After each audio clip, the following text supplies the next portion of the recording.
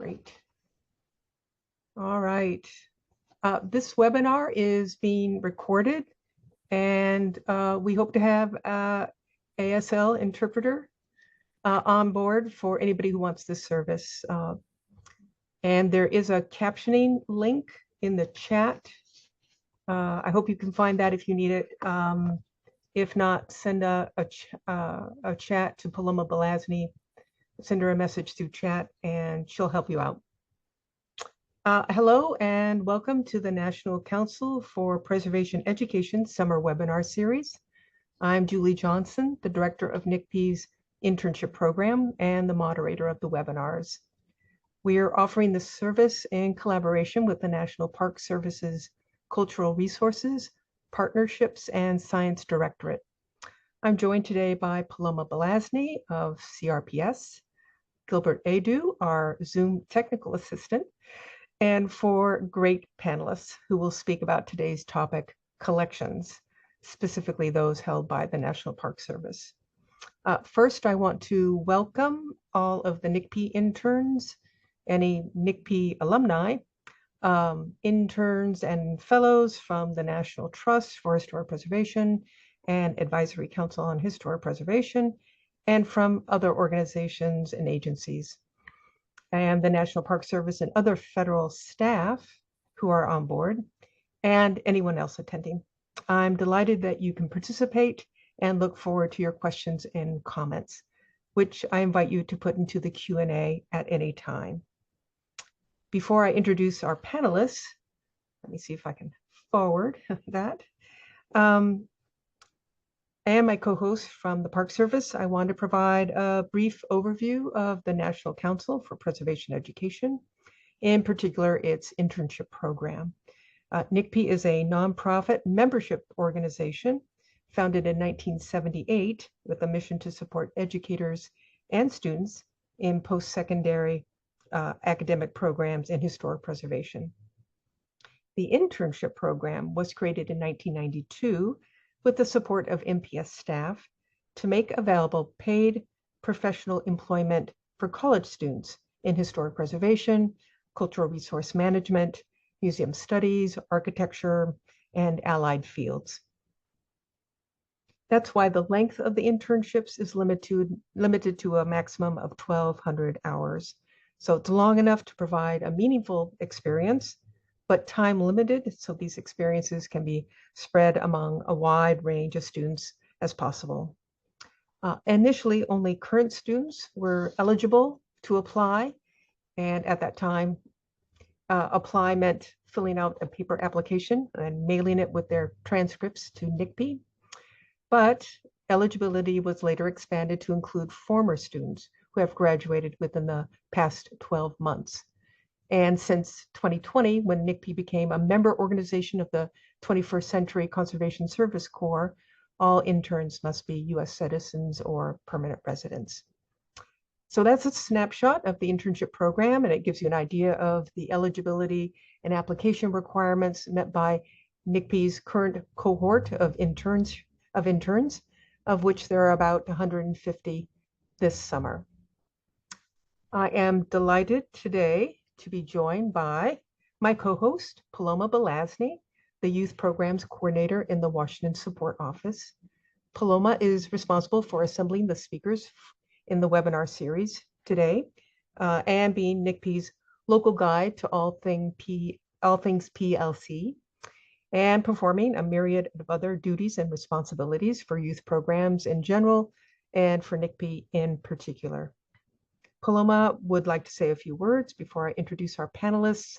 And so Paloma, great if you want to jump in at this point. Hi, Julie. Sure, I'm just going to say hello. Hi, everyone. My name is Paloma Belazny. I'm the Youth Programs Coordinator with the Washington Office Cultural Resources Directorate, and I work with Julie in administering the NCPE program as well as other internship programs. And I want to welcome you all to the webinar. Thank you so much for joining. It's really great to see so many interns from different programs joining. And I want to thank our presenters today for taking the time to share a little bit about where they work and what they do.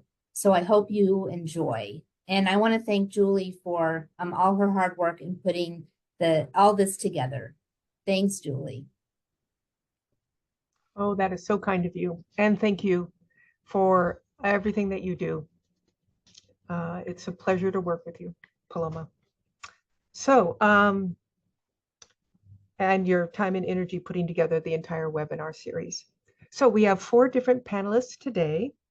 We have a list of them on the screen so you get an idea of who they are and where they're from. They're going to be speaking about collections today, each in very different NPS offices and with scopes of responsibility. The variety of the collections is quite enormous, as you'll hear, and managing them takes place on all levels, from small parks all the way up to nationwide.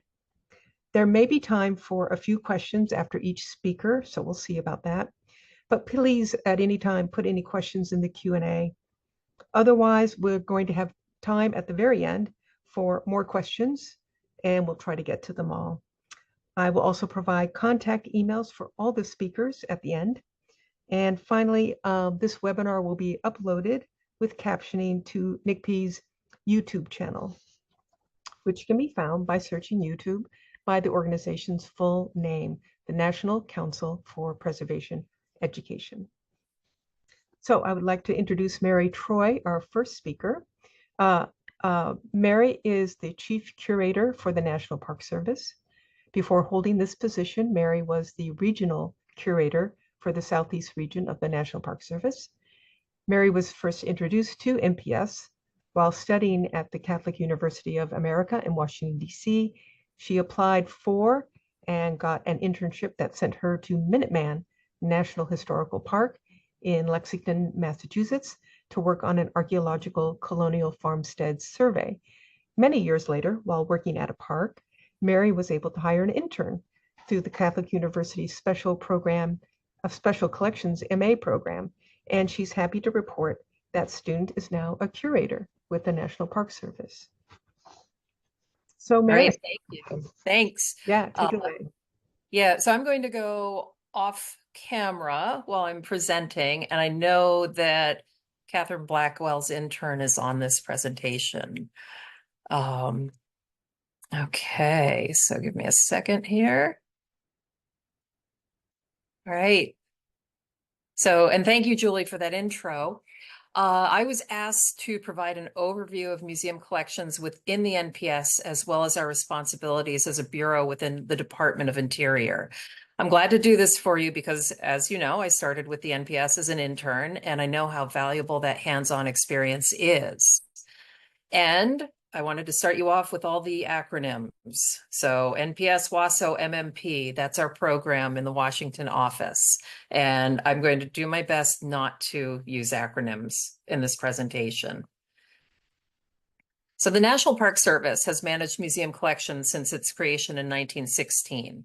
A few museums existed on lands that became national parks before the NPS was created by Congress, with the earliest collections assembled in a 1904 arboretum in Yosemite National Park.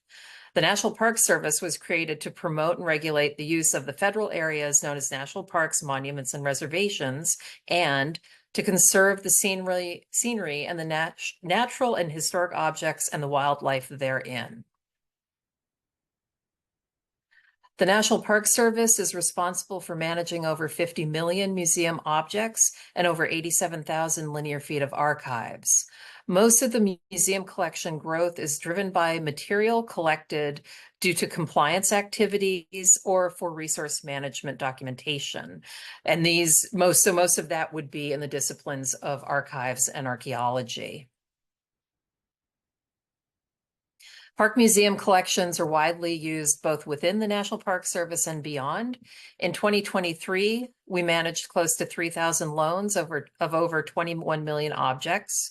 Nearly 693,000 items were included in over 3,000 park exhibits, and there were over 115,000 research requests by National Park Service and non-National Park Service researchers. Plus, nearly 1 million virtual visitors viewed NPS collections online. So what do we do in the Washington office? The Museum Management Program Washington Support Office develops and publishes policies and procedures through the National Park Service Museum Handbook. And working with the conservators at Harpers Ferry Center, we provide technical guidance through the online Conservagram series. We provide technical support for all facets of museum collections management, and we manage the service-wide national catalog, which is physically located in a bomb shelter. The Washington office program also has its own museum collection, which is an art collection, and those pieces of artwork are loaned to upper management within the main interior building. We also collaborate with parks to provide access to their collections through virtual park museum exhibits, teaching with museum collections lesson plans, the National Park Service channel of the Google Arts and Culture website, and the National Park Service web catalog.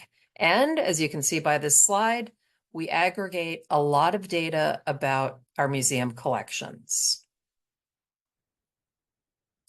Speaking of collections, the next slides will show more of them. And these are natural history collections from parks in the Southeast region of the National Park Service. These are some Native Alaskan and Native American examples.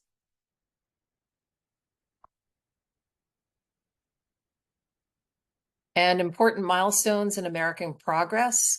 Items from Golden Spike National Historic Park, the location of the last spike and completion of the first transcontinental railroad across the United States. And from our archives, some examples of the historic park brochures we have in collections. And you can see how some of the park designations have changed over the decades. For example, Death Valley is now a national park. Great Sand Dunes is a national park and preserve. Statue of Liberty is still a national monument, but we don't include Bedloes Island in the name. And Fort Necessity is a national battlefield. A lot of this work and these collections would not be possible without the amazing interns. And we want the intern experience to be educational and fun. So what's more fun than prepping an alligator skin? These photos are from the South Florida Collection Management Center, and you're going to hear from Bonnie Ciolino, who manages that center in, let's see, about 20 minutes. The following slides are from St. Gaudens National Historic Park in New Hampshire and show the wide variety of curatorial work at a park. And as mentioned before, their curator, Catherine Blackwell, started as an intern with me at Arlington House, and 19 years ago today was her first day as an intern. So these photos, cleaning carriages and in covered outdoor storage, integrated pest management with the dead spider on the sticky trap, and I believe a live snake on the other sticky trap in the bottom left, rehousing botanical specimens, and historic housekeeping. So working with and supporting interns is a two-way street. We train interns so they can be successful during their internship and get the best possible experience. It's important for us to be clear about the work. Curatorial or museum work in the National Park Service is not for the faint of heart. Most work is very active. Historic housekeeping and integrated pest management, for example, require a lot of movement. So to that end, most parks and programs have a new employee orientation checklist that is both a training plan and documentation. This example is from St. Gaudens and Marsh Billings Rockefeller in New Hampshire and Vermont. And as an example for documentation, I started as an archaeologist, and so I have always kept my tetanus shot up to date. Lots of rusty metal around. But back to the variety of work, St. Gaudens has a lot of sculpture that requires regular maintenance. In these photos, interns are cleaning and waxing the Admiral David Glasgow Farragut Memorial and the standing Lincoln statue. They are both ACE interns in the Cultural Resource Diversity Internship Program. And you might notice the scaffolding and the ladder, safety, personal protective equipment, everything is covered well before projects begin. And if somebody has a health concern, fear of heights, etc., we need to know that up front. Another part of the intern experience is participating in outreach. Top left photo is St. Gaudens curator Catherine Blackwell and intern Emily Counts representing the park at a job fair. Top right is a field trip to Springfield Armory where curator Alex McKenzie is giving a tour in museum storage. And then on the bottom is an orientation training for seasonal employees at St. Gaudens. And that's the quick overview and photos of a very, very, very small percentage of our park collections. My contact info is there at the bottom, and please feel free to reach out to me. And I think I was well under 10 minutes. So if there are any quick questions now, Julie, let me know. I'm not seeing anything directly into the chat,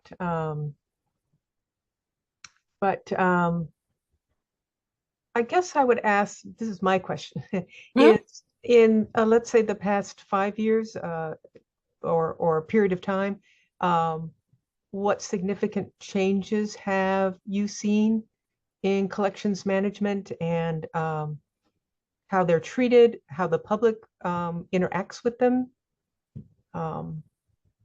Yeah, I guess how your job is different, or yeah. Well,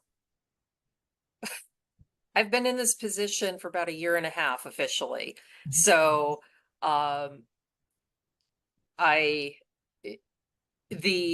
it's a very different position at the Washington level than it is as a regional curator, as you'll hear from Keely, and then at the park. I think the biggest change for us right now is that we're transitioning from what we call ICMS, which we've been using for 20 years, to a new program that's currently called MCMS, and which will be our new, the Department of Interior owns the program. So all the bureaus will be using it. And so that is a huge change. And when I started as an intern, we were using DBase to catalog.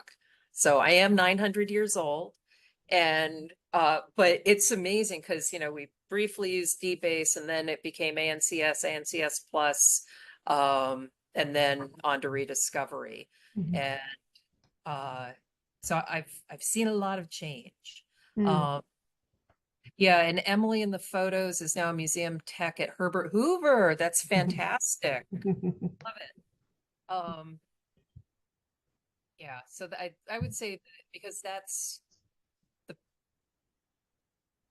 this has been a change we know is coming for 5 years. So it's huge, and especially with over 51 million museum objects. That's amazing. Yeah, I'm not seeing any other questions in the chat or Q&A. So why don't we go ahead and go on, and I can take the opportunity to introduce our next speaker. And by the way, thank you so much, Mary, for that introduction. It's hard to encapsulate all that you do probably in a few short minutes, but thank you for making the attempt. It was great. The next speaker is Keely Rennie-Tucker.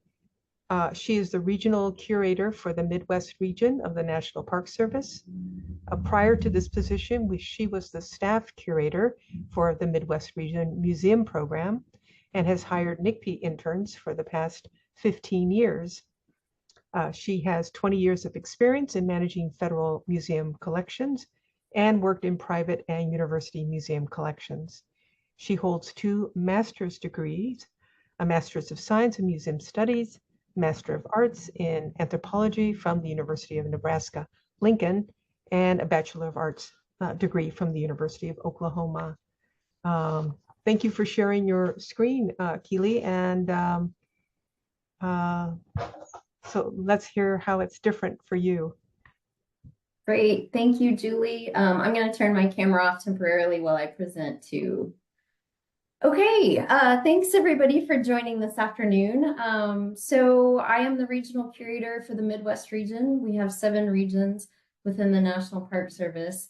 and I manage the museum program for the Midwest. So hopefully this will work. I'm not sure. There we go. So the Midwest Regional Office, a little bit about regional offices. Our office is located in Omaha, Nebraska. We are right next to the Missouri River. Our office is that little 3-story building just to the left of the pedestrian bridge there. You can see downtown Omaha in the background. We're very much in an urban location, and the headquarters for Lewis and Clark Trail is also in our office. So our program is part of the Cultural Resources Division within the office.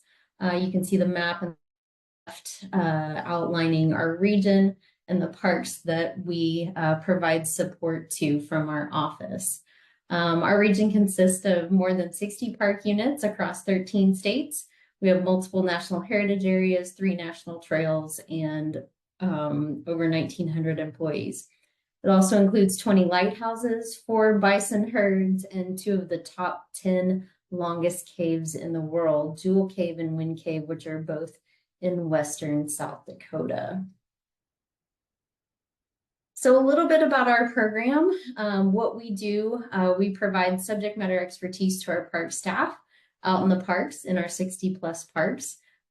This includes experience from everyone who have full performance curator positions to collateral duty staff who end up getting the responsibility of managing museum collections at their park. So a lot of the things we do, the picture in the top right, some of you may recognize Alex Carrier. She was one of my first NCPE internship hires, I think 14 years ago. She is now a full performance permanent museum curator with the National Park Service.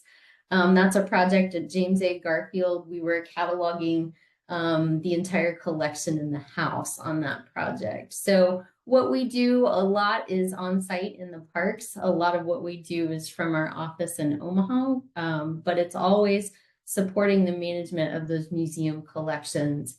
Sometimes through collection management plan projects, scope of collection statements, all those great core documents that we need to help manage our museum collections. We also help with project funding and annual reporting. So as with all federal collections, we have a lot of accountability reporting, and our program provides that for our region.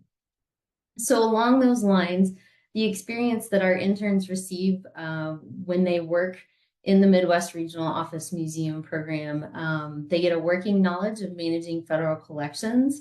This includes laws, policies, and guidance. A lot of you may be familiar with the Museum Handbook. Again, annual reporting requirements and processes. We're in the throes of annual reporting since we're nearing the fiscal year. So a lot of our workload is focused on that right now. Mary mentioned our transition and migration to a new museum database system. That is also part of what we're working through this summer before the end of the fiscal year. So there's a lot of variety, I feel like, that we give our interns in the regional office.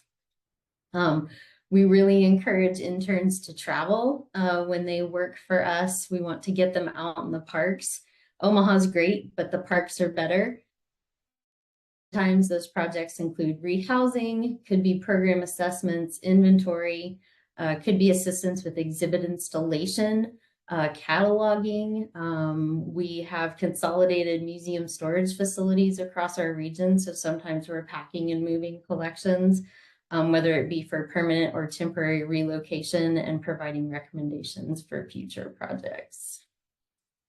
So this is my contact information. That was a very brief overview of what we do in the regional office. I do want to say that picture of Alex just reminds me of all the previous interns that we've hired in our office, and a lot of them have gone on to either get Park Service jobs or they've been successful in securing permanent employment, whether it's with university archives or other jobs that are related to what they're interested in. So I feel like we give them a really good variety, and I'm really proud of the program and what we've been able to do and the experiences that we've been able to give our interns. So that's my contact information, and just let me know if you have any questions. Wow, thank you so much, Keely. Uh, I guess my question, I don't know if there's anything in the chat, but I was thinking about this with Mary's presentation too, is how things changed for the through the pandemic, or if things changed. I don't know if that had an impact like it did elsewhere, but I just thinking about the museum world, and also has it changed back? It did change. We were able to provide remote experiences for, I think 2 or 3 interns during the time that we weren't allowed to go into the office. So that was very much a challenge trying to find work. It was a lot of reviewing and editing documents and collecting data and providing statistics and information packages that we needed, that we might not have actually been able to accomplish if we had had folks in the office during the pandemic. We are back to normal operations, but a lot of those interns that we were able to work with remotely were able to accomplish a lot of work during their internships. Mm-hmm.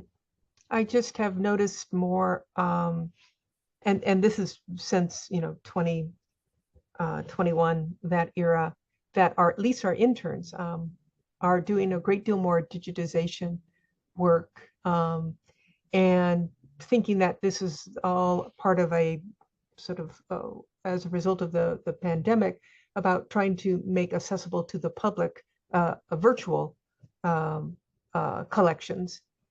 And I don't know if that's something that just our particular interns are doing, or is this something that the various parks and centers and other units are prioritizing a little bit more? We have not focused on digitization necessarily in our regional office. I think that's probably more localized to specific parks. If they have projects that they want to work on, or materials that they want to have digitized, that hasn't been a focus for our office, mostly because we don't really have collections in the regional office. So we're providing more like shorter span project support. I feel like digitization projects are very much a long-term kind of effort, and so we haven't focused on that necessarily in the regional office. Mm-hmm. No, that's a good experience that the interns have had, because it's been very hands-on in the Midwest, which is great. Yeah, I don't know if I see any other questions in the chat. So I'm going to say thank you very much, Keely, for that great introduction to what's going on in the Midwest region, and kind of move on to somewhat smaller, I'm not exactly sure if it is, Bonnie, unit, probably not. The Southwest, the South Florida collection seems pretty big to me. But anyway, our next speaker is Bonnie Ciolino. She serves as the museum curator and program manager for the South Florida Collections Management Center at Everglades National Park.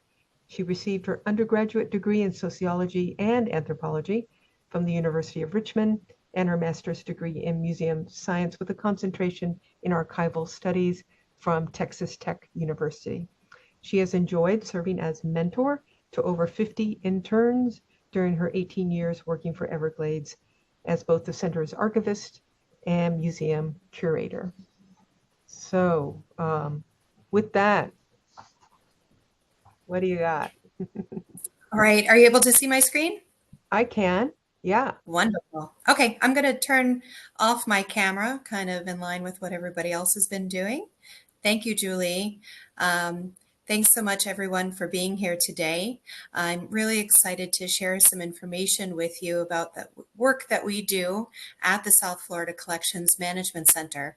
As Julie mentioned, I serve as the museum curator and program manager for the SFCMC, the South Florida Collections Management Center, is physically located in Everglades National Park, but we're responsible for managing the museum and archival collections for Big Cypress National Preserve, Biscayne National Park, Dry Tortugas National Park, DeSoto National Memorial, and of course, Everglades National Park. In total, we're responsible for managing over 7 million objects. We're getting really close to 8 million, as our numbers will show you in a little while. And one of the things that I would like for you all to keep in mind as I share some images from our parks collections is how very diverse the different collections that we maintain really are. Mary shared some information about the National Park Service museum collections, and I wanted to spend a minute to just give you a little bit of context about how the SFCMC fits into that larger picture. Of course, she mentioned that the NPS museum collection has over 51 million museum objects. Other land management agencies, including the Bureau of Land Management and Fish and Wildlife, also maintain museum collections. But the SFCMC holds about 3.6% of all Department of Interior collections and 4.6% of all NPS museum and archive collections, which is a big job. Not all of our collections are maintained on site in Everglades National Park. We have fantastic working relationships with a couple of different partners who hold different specific collections for us. The Southeast Archaeological Center up in Tallahassee holds the majority of our archaeology collections, and the University of Florida, the Florida Museum of Natural History, holds via agreement our wet prep specimens in our natural history collection. So just another opportunity to look at collections by the numbers. If you take a deep dive here, you can really see that in each of the parks that we serve, the majority of our collections are comprised of archaeology and archives collections. In Everglades National Park, one collection, the Everglades Science Collection, is over 1.164 million objects alone. And the thing that's really interesting about each of our parks is that when we write something, a document called the Scope of Collections Statement, it's drawing upon the initial reason for the establishment of each of the park units, so that the park's collections really reflect upon the reason that the park was established to begin with, park or site. The SFCMC has been hosting interns since 2006. It was a lot of fun to look back through some photos of some folks who did amazing work for us over the years and see their faces again.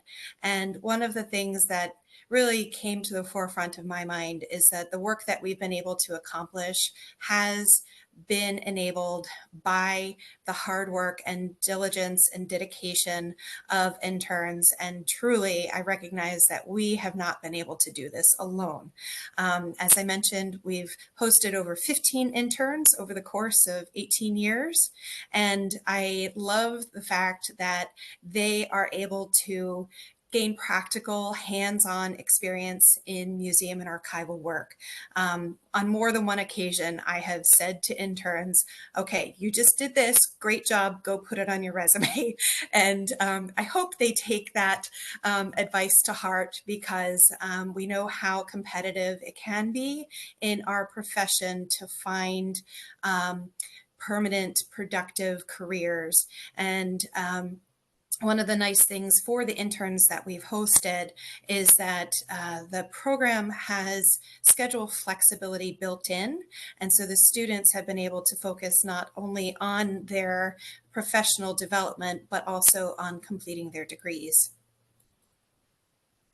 I wanted to highlight my 3 summer interns. This is Adam, Maddie, and Gabby. We have a lot of fun in the workplace, and we also get a lot of great work done. One of the things that I like to do when I have new folks come on board is share some information about all of them with the other folks in our buildings and in our parks. And I ask each of them to identify their favorite collection item. So Adam selected the Falcon Cannon, which dates to the early 16th century and is believed to be the earliest cannon recovered from Florida waters. Maddie identified a education program that was sent out to fourth grade classrooms in the 1970s and is one of the really, really early interpretive items and has served as a model for different interpretive programs and the Every Kid in a Park program that was really popular a few years ago.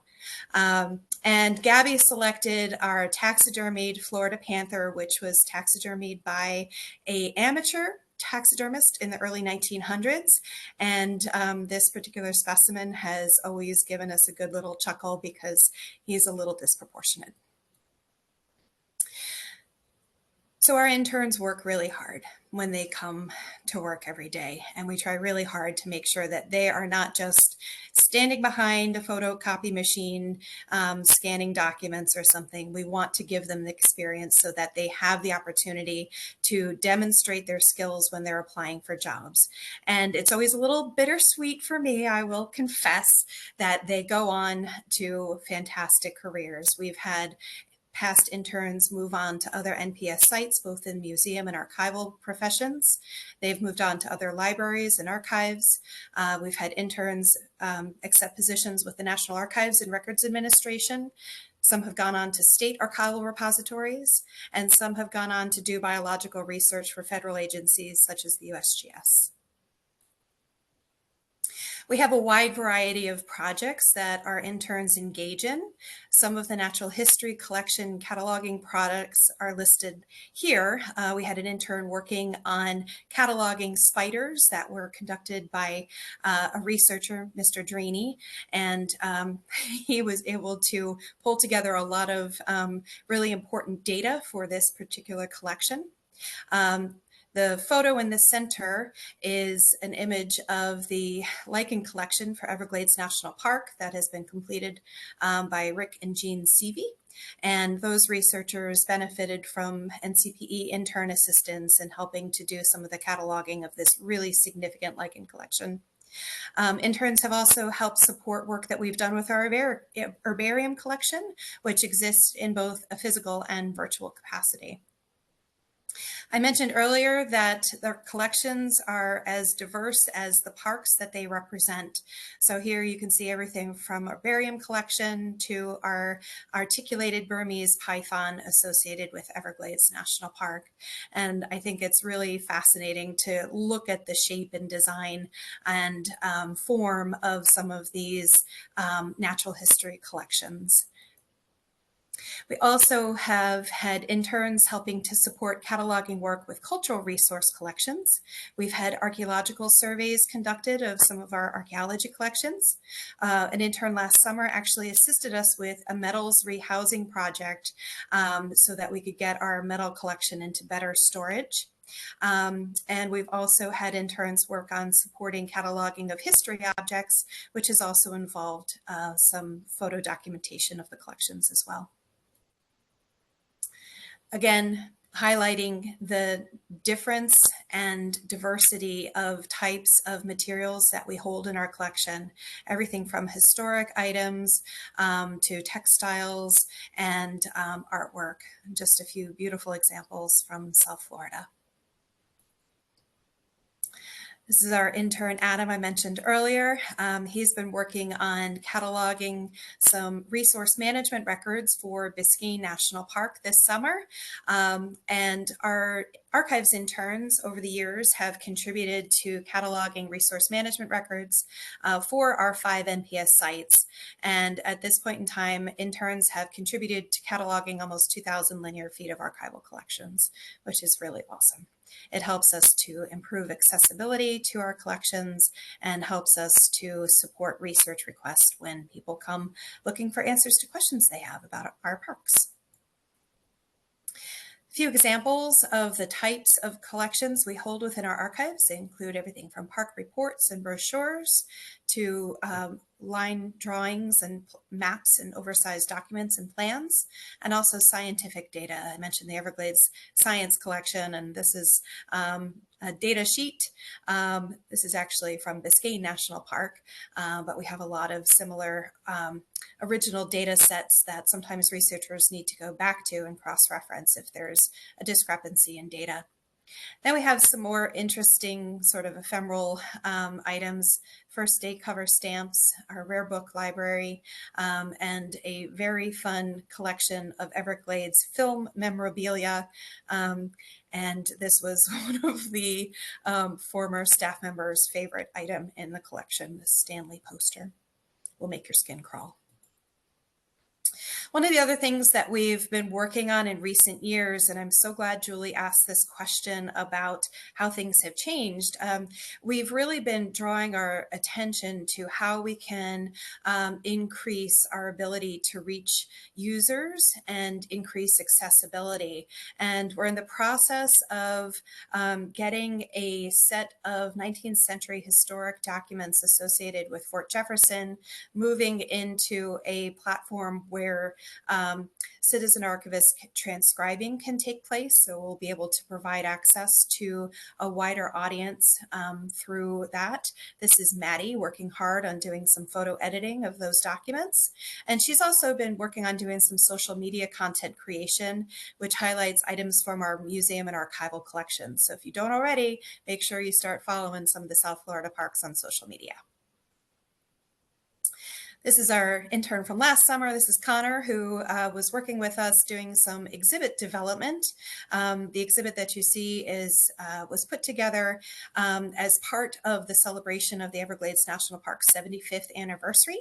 And we have been engaging in developing pop-up exhibits, which have been part of single day events. We've also done several gallery installations at our different parks.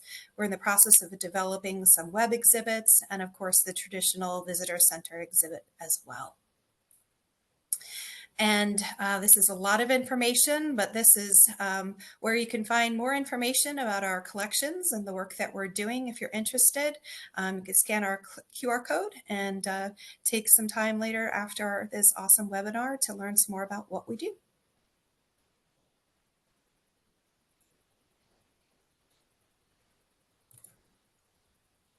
That's great. Thank you. Thank you, Bonnie.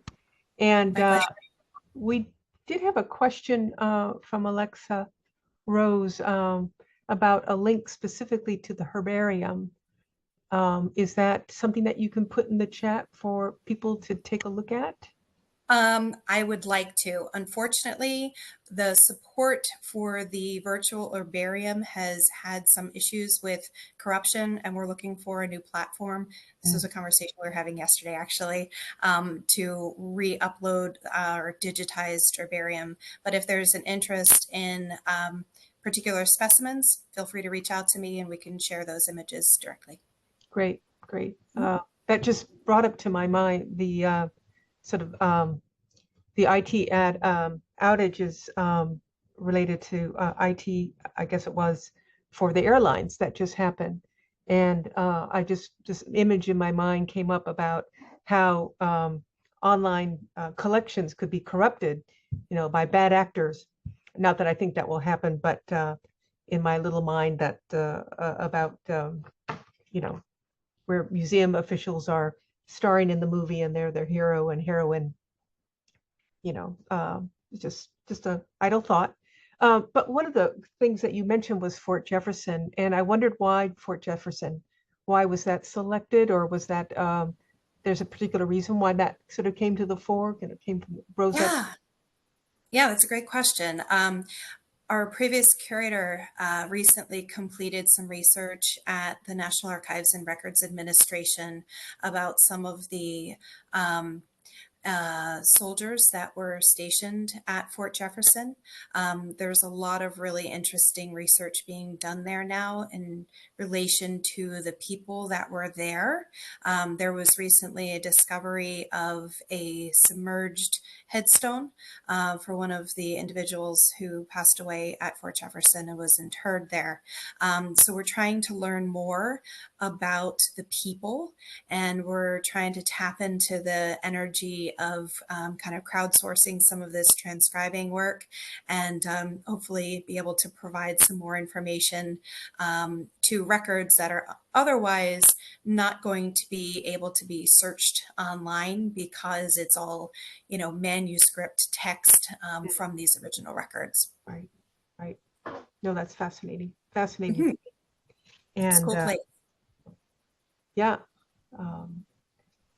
Any other questions for Bonnie? And I'm not seeing any right now. I'm sure folks will be thinking of them.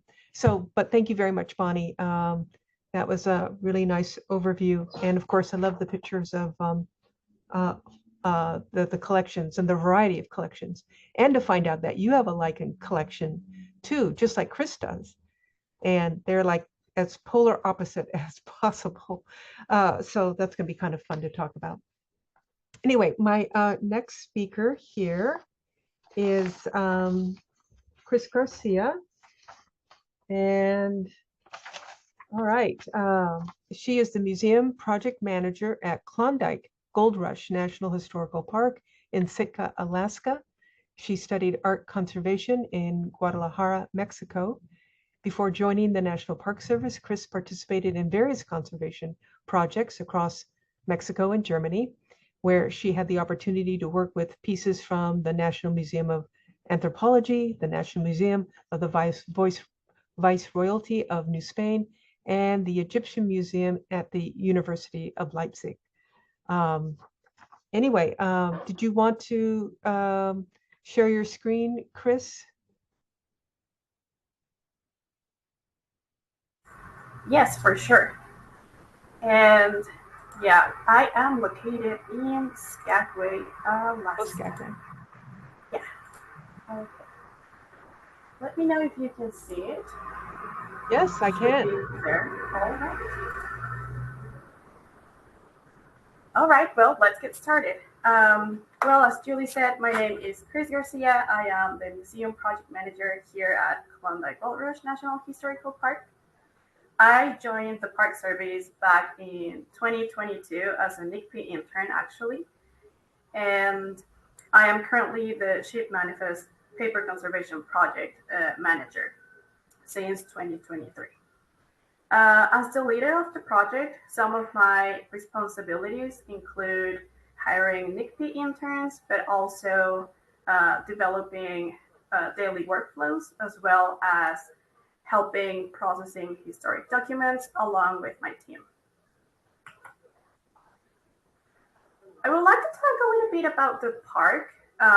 It is located in Skagway, Alaska, and well, Skagway is a place that celebrates its frontier heritage. It exists because of the Klondike Gold Rush, and our park sees value in protecting and preserving the stories, the historic structures, trails, items, and landscape that are associated with that event. An event that consisted of the migration of 100,000 people coming from all over the world to this remote corner of the frozen north. The park has different units. It can be a little confusing for people sometimes because it is not really clear if you're within the park boundaries or not. The first unit is the Skagway Historic District, and these ones represent all the restored structures that have historic integrity that contributes to the Gold Rush cultural landscape. Nowadays, they also accommodate contemporary use, so you will often see most of them are now used as stores. Another of the unit is the Dai town site. Back in the day, it used to be a boom town during the Klondike Gold Rush time. It is now an archaeological site, and it has a lot of historic ruins that people can go and visit. The Chilkoot Trail. Well, this is an exceptional hiking opportunity. It is one of the historic routes that challenge the Gold Rush stampeders. It is a 33 international trail that extends from the Dai town site to the Canadian border. And the park maintains this one as a cultural landscape, which is the same case for the White Pass Trail. It was also another of the historic routes used by the stampeders, and this one starts in Skagway and goes all the way to the Canadian border. Okay, jumping on the Kilgoes collection. We have two main collections. The first one is the Cultural Resources Collection and the Natural History Collection. I will dive into each one of the subdivisions in the next slides. So the archives. The park archives has also, almost 500,000 archives, and this one includes historic documents as well as the resource management records. And as any other collection, we have different categories within this collection just to make our lives easier and also to access them more easily in an organized way. We have documents related to the Klondike Gold Rush, but also to the White Pass and Yukon route, which pretty much includes everything that's related to the railroad and the train depot. We have an assembled collection, which refers to all the documents and photographs donated by individual collectors to the park, and the George and Edna Rapuzzi collection. This one includes some ship manifests from the Klondike Gold Rush and some other historic documents that were collected by this family. The history collection includes all the objects that are related to the historic activities within the park and that are related to the history of the park itself, like the ones that are commemorating the funding of the park, for example. And within this collection, we have around 10,000 objects. Technology collection is one of my favorites. It is the smallest out of the subdivisions that are part of the cultural collection. It is comprised in less than 50 items. And here in the park, we like to say that it is small, but is mighty. Most of the objects that can be found are related to the Tlingit people. If you're not familiar with them, they are one of the native tribes that live in Southeast Alaska. We have a lot of baskets, handmade garments, and also traditional regalia.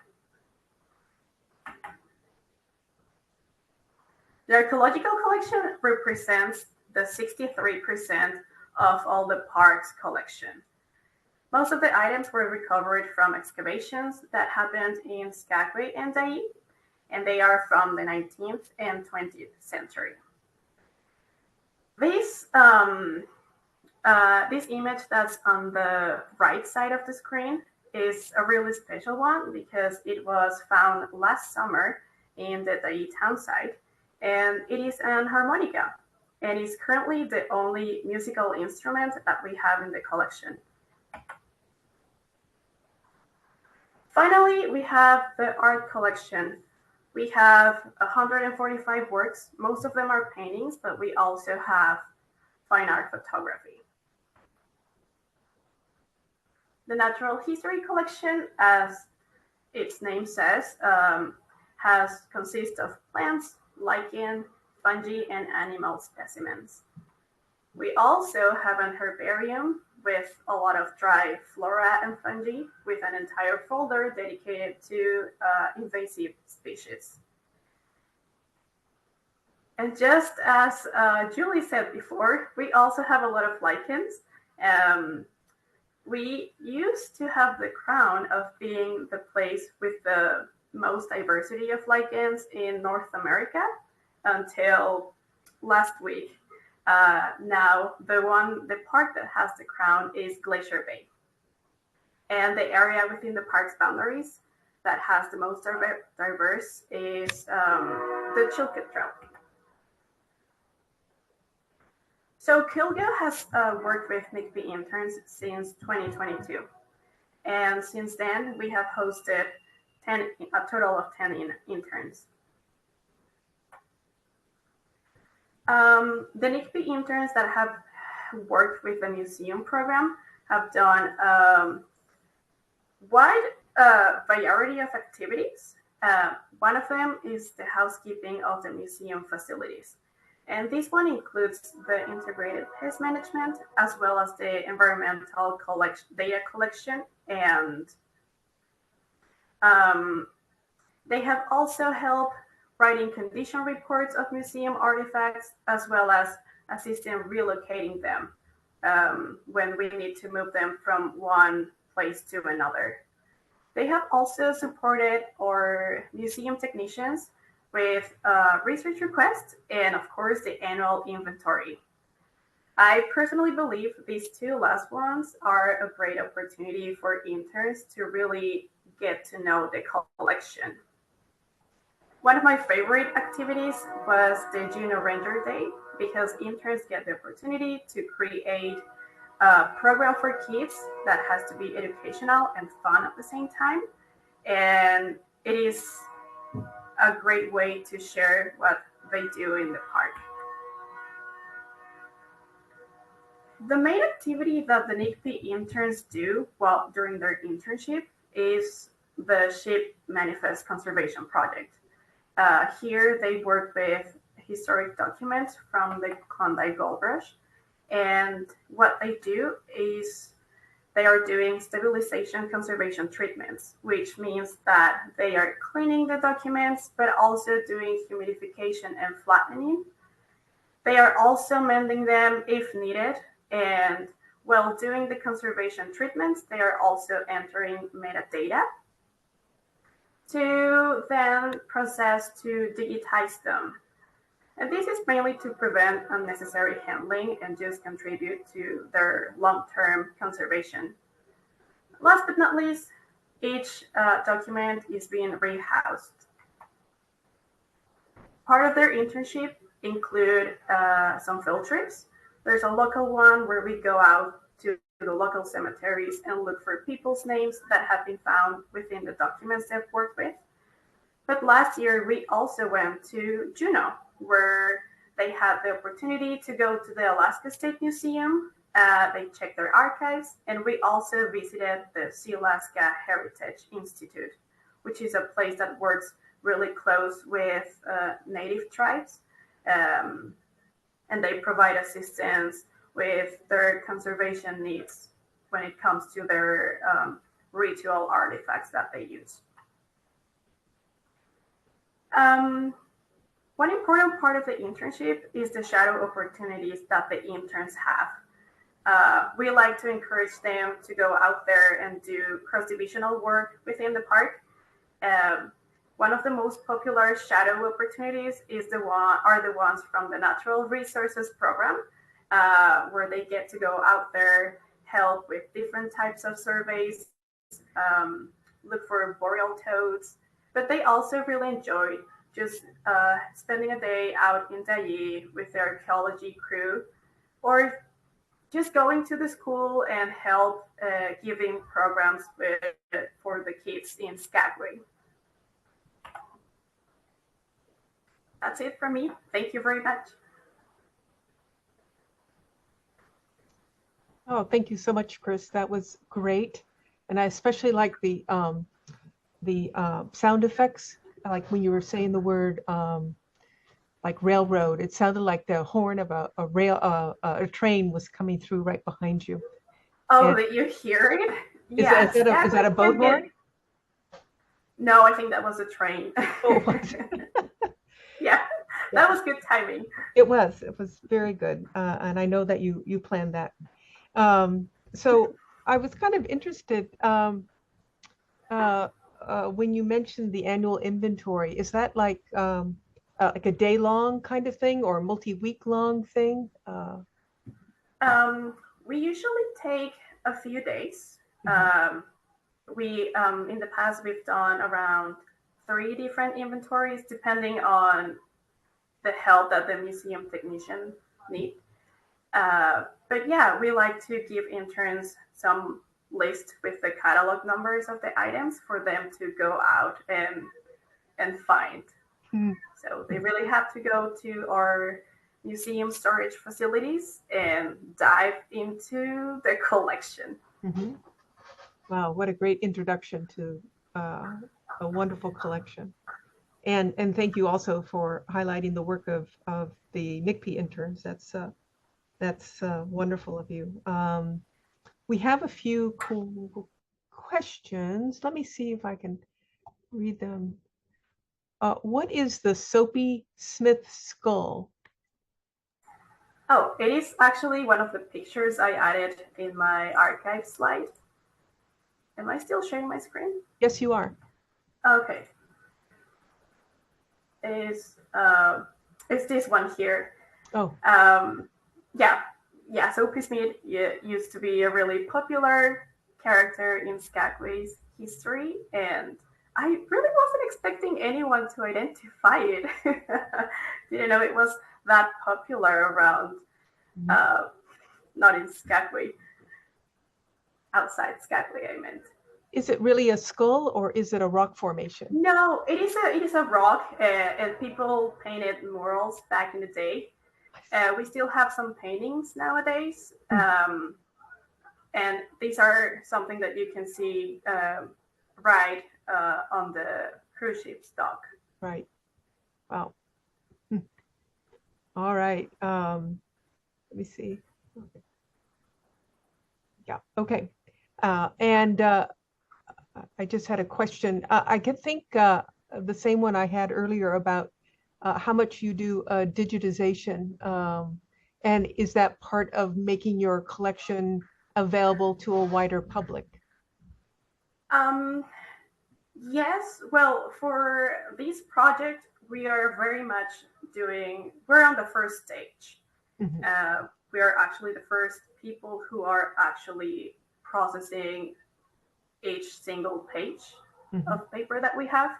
So yeah, we are, after the conservation treatments are done, we are digitizing the documents, and at the moment they are only available in the parks database, but the goal is in the future make it accessible for researchers or even people in general, so they can they don't have to come all the way to Skagway, to go through the documents. And as I mentioned before, just to improve the paper conservation long term, to prevent unnecessary handling. Right. Well, I would imagine that would be a special emphasis in Alaska, considering how remote it can be, is to make things available to a wider public that would not otherwise be able to visit. Yeah, absolutely. But I had a question also. Your background is in primarily conservation, and do you think that you're doing a fair amount of that now, or are you doing more sort of museum collections management? I am definitely still doing conservation. It is not my primarily responsibility now. My job is now definitely more administrative in some way. Yeah, I'm also assisting the museum program with all the other tasks that we have to deal with. I also contribute with the building checks and just assisting the curator at the park with the museum items, loans, and some other paperwork that needs to be done. And they sometimes need a conservator. And since I have that background, I get the chance to help prepping stuff for shippings and such. Mhm. Mm. Well, no, that's great that you're getting quite the exposure to everything there Pretty much. at Klondike. All right, we have a few, I think a few questions for the group. At least I see one here. So let me see if I can share my page. You want to continue? Yes. Okay.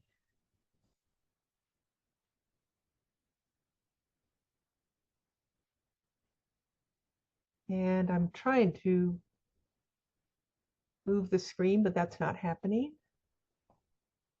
I think I'm sorry, I'm gonna stop sharing because it's covering up everything here. The question is, do any of the panelists use a platform other than MP Gallery to make images of collection items available to the public?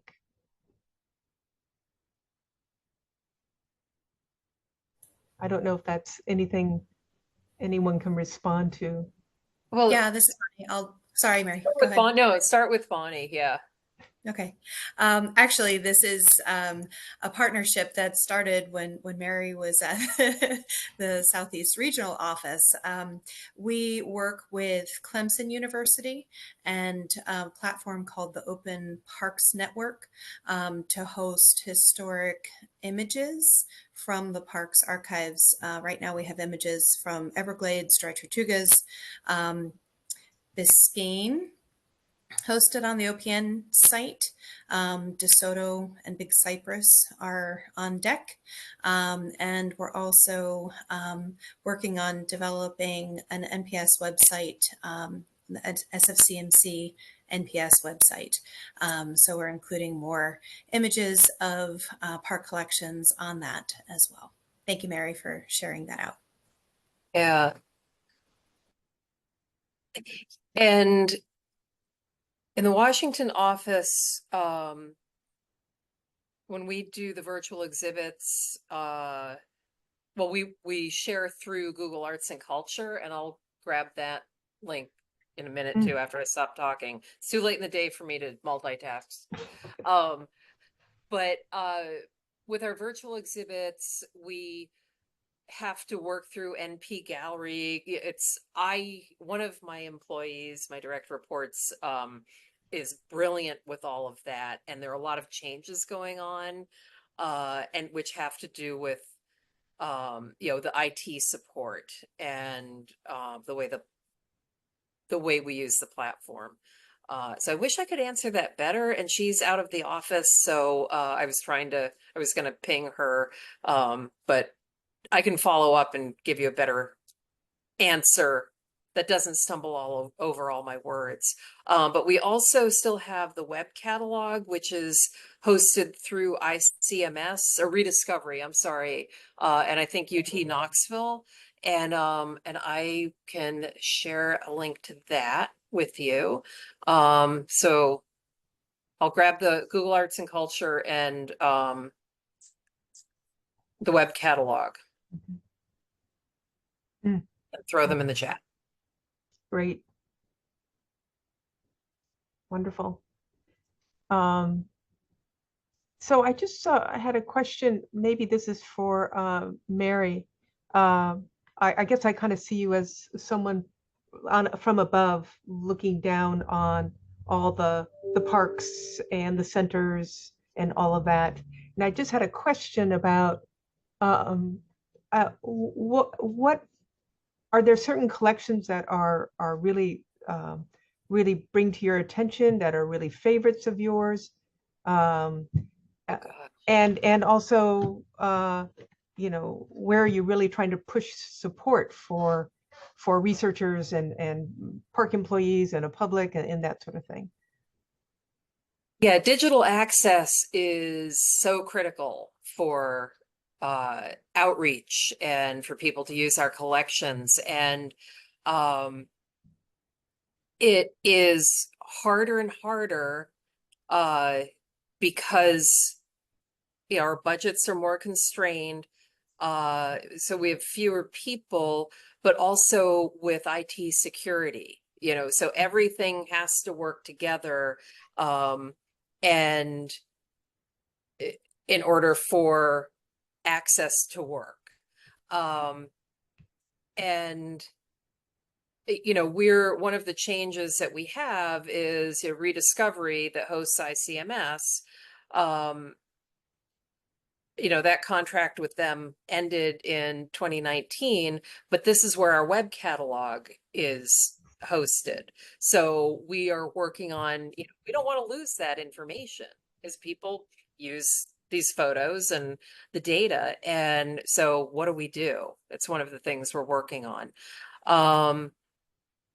And, when people, I love the parks. I love the parks just like so much. It sounds trite, but it's really hard to go from a park to a regional office and then to the Washington office because you're working up here. You're doing policy and guidance and looking at law and so you don't really work with the parks anymore. So I really value the connections that I have, like with Bonnie and Keely.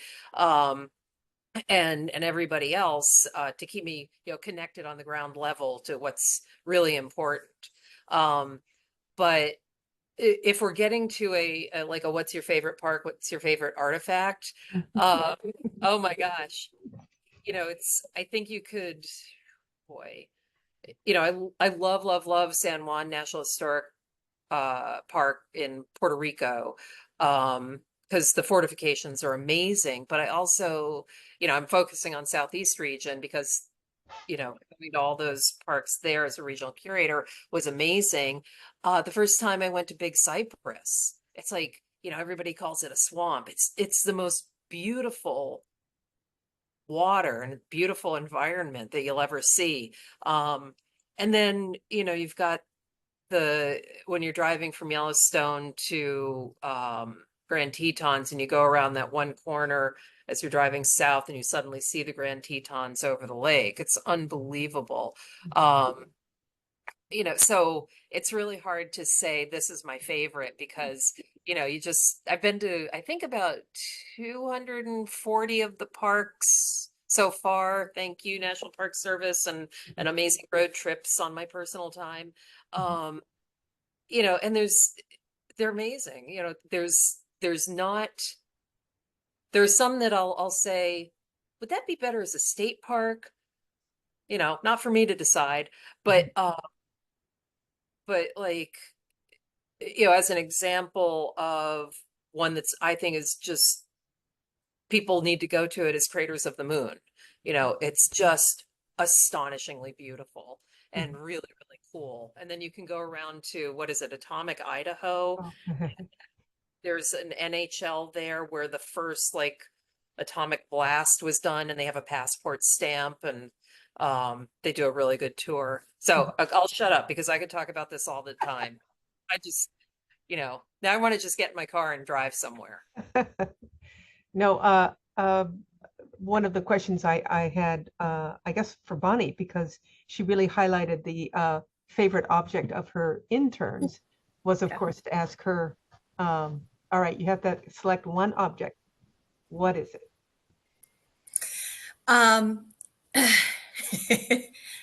It's tough. I was chuckling, looking at Mary, thinking, how do you pick? You can't. You have a different favorite on a different day. But I think one that really just sits at the forefront of my mind was a scrapbook that was, I was part of receiving this scrapbook as a donation.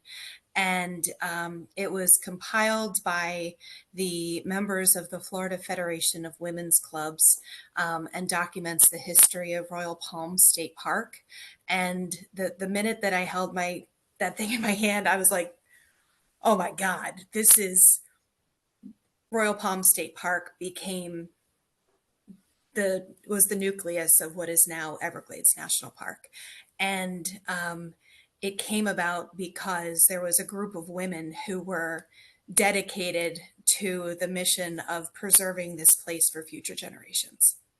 And I get choked up talking about this stuff because I think that's why we all go to work every day.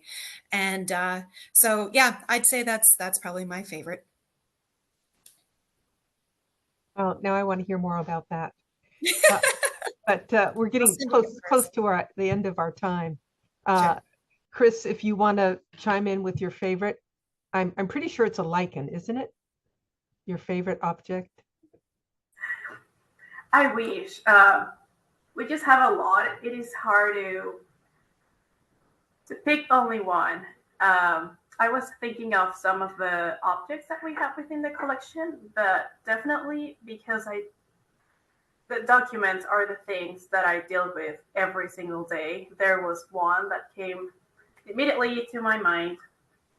And the story behind it is when I was an intern, we were processing documents and we were trying to read this man's signature.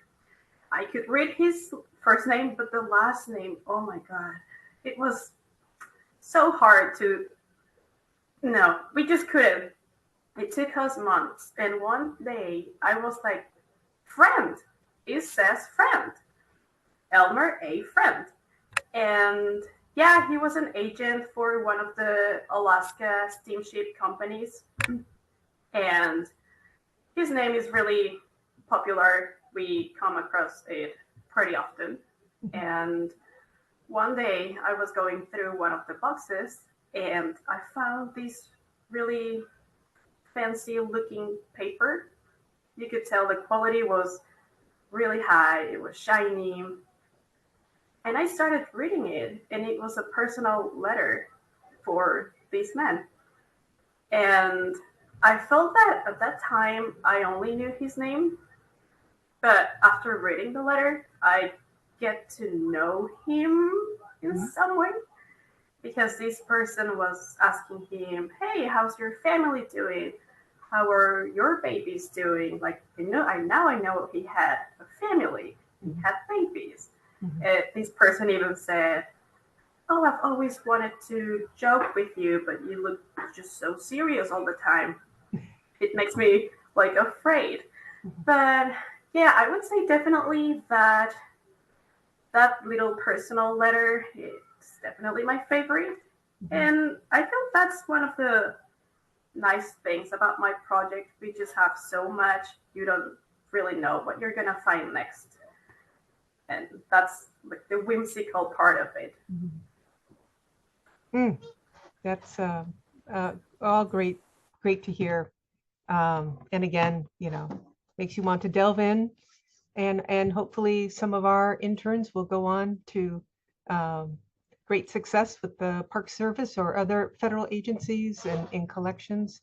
I know they're doing great work out there in the parks.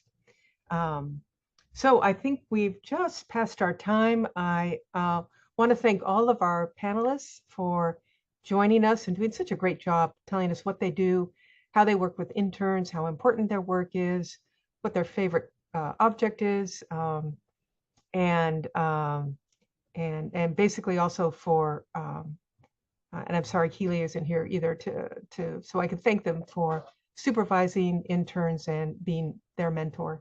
I really appreciate it, and I know they do too. So I think with that, unless Paloma, I'm missing something. No, thanks so much, Julie, and thank you to our panelists. Yes. Yeah. All right. Thank you so much. Thank you everybody for joining in. I really appreciate it. And I think a question about whether the PowerPoints will be available. That's right. Thank you, Gilbert. And if they were shared with us and we're allowed to share them with you, I will do that. Email me and I can share them, or I can put them on some publicly available site and make them available to you. So, well, thank you very much. And with that, we'll sign off. All right. Bye-bye. Thanks, everybody. Bye. Thank you. Bye-bye. Thanks all.